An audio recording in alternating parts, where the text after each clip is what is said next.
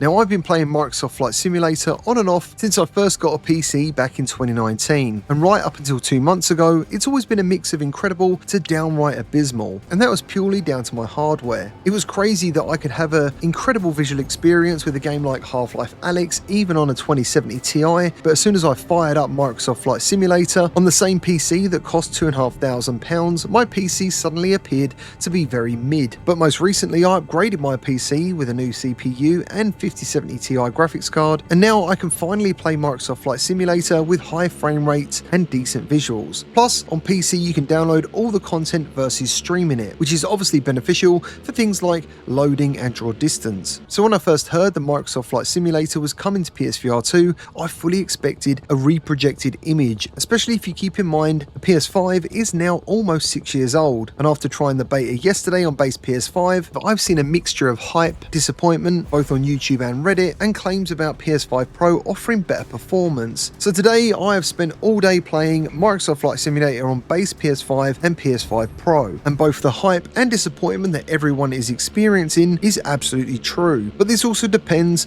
on your expectations and what you actually choose to do in the game. Firstly, I want to eliminate the PS5 Pro part of this conversation. For me, the game appears to run only a fraction better on Pro, but nothing I would say meaningful. I played the same content, and the only thing that looked slightly better and smoother was the Red Bull racing I did in Dubai, but that particular mission also runs pretty smoothly on the base PS5 too. The only other advantage appears to be load times by what seemed to be quite a decent margin, but this again may depend on whether your internet connection is brilliant or it's pretty poor due to being wireless. So I would absolutely advise, if you can, play Microsoft Flight Simulator using a wired internet connection. On PS5 the entire game is streamed, and as I said in my first impressions, Microsoft Flight Simulator is only an 8GB download, versus on PC I think it's around 120 without any extra content. And everyone who watched my first impressions who called me out was absolutely right to do so, because the first thing people said was you need to test this game in other environments. I also need to check out things like the DLC from Stranger Things, because that environment is very heavily populated, and that's where you really get to see how good or bad this game performs in VR on PS5. Before I go on, we need to remember this is a beta, and that means this is pre-early access, so things may improve visually, but if I'm absolutely honest, I'm actually not that sure whether this will happen. The fact that Microsoft Flight Simulator on PS5 runs and looks as good as it does at times is pretty staggering to me, but there's also been plenty of times I'm then reminded of my early disappointed days back on PC. If you play any part of Microsoft Flight Simulator in a very open area, even using a high-speed jet, it can look and feel pretty good, but fire up a very densely populated environment like Stranger Things, the game starts to take a massive tumble. I also want to be clear, I don't find this game unplayable, but I also find it at times pretty hard to enjoy. The resolution also seems very dynamic, and sometimes the softness does remind me of the old PSVR. And when you start to see the visuals get downgraded like this, everything else performance-wise also starts to tumble with it. When you're flying through the Grand Canyon, it actually looks really good. Using the PSVR2 controllers is also a bit hit and miss for me, and I found that the game would much rather me play with a DualSense controller by default, but that's probably until I dive into the mappings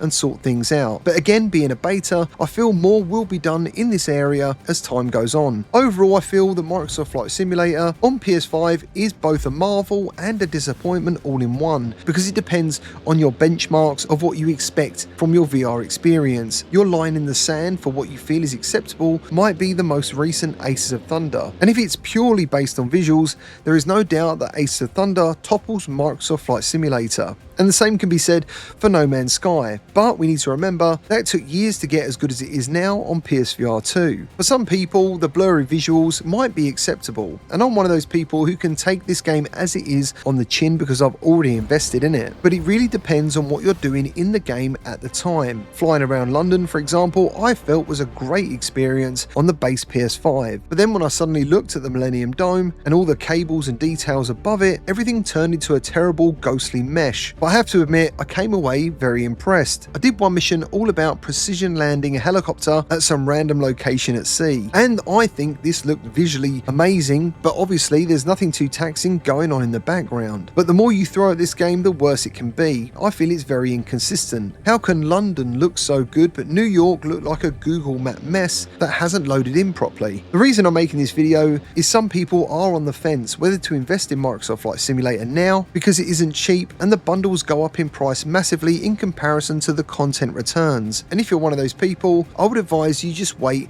and see how this all turns out. The developers have now committed to PSVR2 and I fully expect it to improve much like they have done with the PC VR version, and I fully expect the VR mode of Microsoft Flight Simulator to transition to PlayStation 6. So who knows how this game will be later down the line. If you can tolerate a very mixed VR experience, there is some good moments to be had on PSVR2. Visiting the pyramids in Egypt on foot was almost identical to the last time I played it on PC, albeit it did look a little bit softer, but at the same time it's still a very cool thing to experience in VR. Overall though, I don't regret buying in now and testing out the beta, but as I said, if you're on the fence and want a good flying game with great visuals, for now I think you should go with Aces of Thunder in my opinion. Well, there you have it. There's my thoughts on the Microsoft Flight Simulator beta as it is today. I hope you find this video helpful. If you do, please like and subscribe, and I'll see you on the next one.